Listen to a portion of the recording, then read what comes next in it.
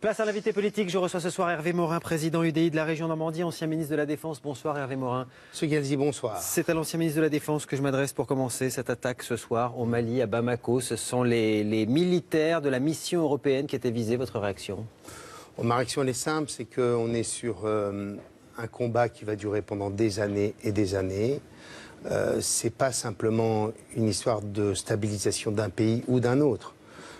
On a affaire à un vaste champ et c'est comme, j'allais dire, des fourmis dans une fourmilière. Vous mettez un coup de pied, vous avez le sentiment que les choses vont mieux, mais finalement les fourmis sont allées plus loin.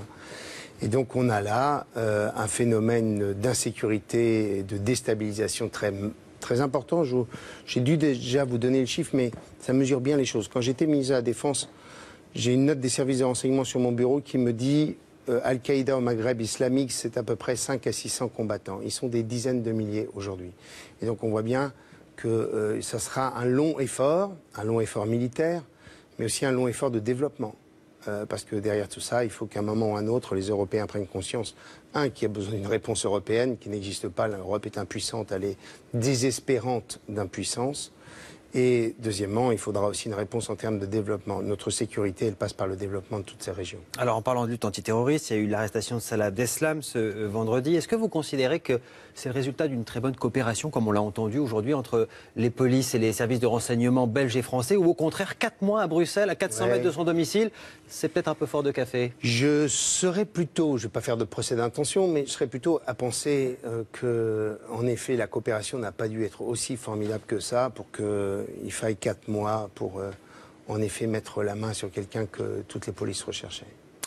Il y a surenchère de propositions chez les Républicains, notamment depuis l'arrestation de Salah Abdeslam. Nathalie Kosciusko-Morizet, par exemple, qui parle de penser à une perpétuité, une peine à perpétuité réelle, parce que 30 ans, dit-elle, il est tellement jeune, quand il sortira, il pourra encore faire du mal. Qu'est-ce que vous en pensez?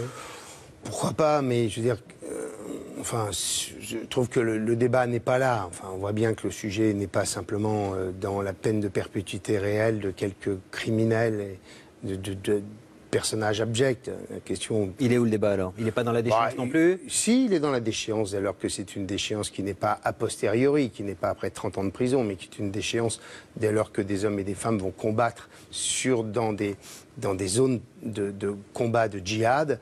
Moi, je considère que la déchéance de nationalité est là un vrai moyen efficace de, grosso modo, mettre hors état de nuire, puisqu'en les dégageant du territoire national, un certain nombre d'hommes qui ont fait ce choix et qui ont déchiré le contrat avec la nation française et ses valeurs. Mais on voit bien qu'il y a bien d'autres sujets qui sont des sujets à la fois de fond. Comment se fait-il que des enfants nés dans nos hôpitaux, ayant été dans nos écoles, deviennent des ennemis de la République? Il faut quand même se poser cette question-là. C'est donc toute la question de l'école, de la réhabilitation d'un certain nombre de nos valeurs, de notre intransigeance à l'égard des valeurs de la République. On a été souvent trop coupable d'une espèce de passivité lâche à l'égard de tout ça. Bon, et puis après, il faut des régimes de sanctions, il faut un suivi pénal, et puis peut-être, pour finir, en effet, la perpétuité. Mais vous savez, quand vous avez passé 30 ou 35 ans de votre vie en prison, quand vous en sortez, vous n'êtes plus tout à fait le même. J'ai été beaucoup dans les prisons, non pas comme criminel patenté, mais j'ai beaucoup été en tant que membre d'une commission d'enquête. Et quand vous sortez de 20 ans ou 25 ans de prison, vous n'êtes pas en général récidiviste. Vous partagez, semble-t-il, de moins en moins de choses avec les Républicains. En tout cas, déjà plus la primaire, semble-t-il. Vos militants ont voté ce week-end. Hein. Ça sera que la primaire de la droite, plus du centre, ça c'est fini, c'est terminé? Non, mais moi, la position est extrêmement simple. La porte reste bien entendu ouverte. Ça veut dire quoi, la porte reste ouverte? Ils ont ouverte. Ils ont dit non? Oui, non, mais on a voté et en même temps, on a dit qu'on était encore ouvert à la discussion. Pas pour la primaire, ils ont dit non. Si vous aviez... vous les faites voter alors et vous n'écoutez pas leur réponse? Dans l'État, on est à défaut d'accord. Êtes-vous favorable ou non à la primaire, à défaut d'accord? C'était la première partie de la question qui était importante. Comme quoi vous manquez un peu d'attention quand les centristes s'expriment. Vous êtes sûr que ceux qui ont voté, ils ont lu? Oui, non, prenez pas les militants du DI pour des analphabètes. Donc si demain il y a un accord, il faut les faire revoter alors? Oui, c'est ce qu'on a prévu, c'est que quoi qu'il arrive, il y aurait un deuxième vote s'il fallait qu'il y ait un second vote. En clair, ce que nous disons, c'est qu'il doit y avoir un contrat qui est un contrat de législature, un contrat de gouvernement en quelque sorte. Le socle des valeurs. Quelle est notre position à l'égard du Front National? Quelle est notre position lorsqu'un second tour, on est appelé, oui ou non, à s'exprimer pour soutenir le candidat du Parti Socialiste ou au contraire rester dans l'abstention. Vous êtes d'accord avec tout ça déjà, vous l'avez franchi régional? Bon, non, entre les Républicains et les centristes, il y a eu des débats sur le sujet. Au sein des Républicains... Tête de liste UDI ou régional, c'est parce qu'il y avait des accords sur ces questions-là. Deuxième sujet, le programme, des éléments programmatiques.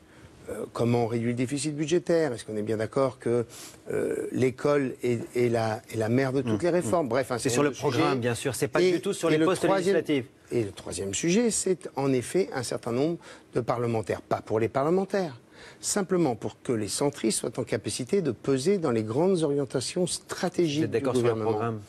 Ouais, mais enfin, vous savez c'est pas l'étiquette qui compte. Si, vous savez à quel point... Est-ce que vous n'êtes pas plutôt en train de nous dire on aimerait être sûr d'avoir un certain nombre de députés? Pour l'instant, comme ils ne nous le donnent pas, on joue le bras de fer. C'est ça?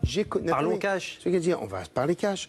Quand, de 2007 à 2011, le nouveau centre, qui était l'allié de l'UMP à l'époque, défendait la TVA sociale, et que chaque jour, on vous faisait un bras d'honneur en vous expliquant que non, ce n'était pas d'actualité, et que tout d'un coup, le 31 décembre 2011, par une transcendance extraordinaire, Nicolas Sarkozy annonce la TVA sociale. Si nous avions été en capacité de peser, parce que nécessaire pour le vote des...